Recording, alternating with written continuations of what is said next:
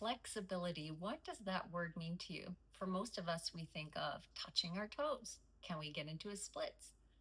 That's your range of motion. We have gotten this word all wrong. Think about it. Flexibility. It's the ability for your muscles to contract and also to rotate, move in all directions. So it's not just the contraction, it's the expansion, the full movement of your muscle fibers, which are enrobed, intertwined with fascia.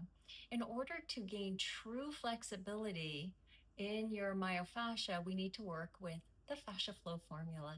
And when you do, you gain true flexibility, you regain mobility, taking pain out of your body, and we have all kinds of energetic benefits, feeling better than we ever did before.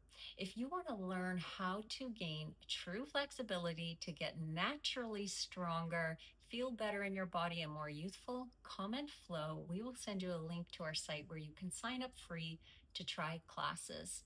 Give it a try and see how great it feels in your body, and reach out with any questions because I'd love to connect with you. Go check it out.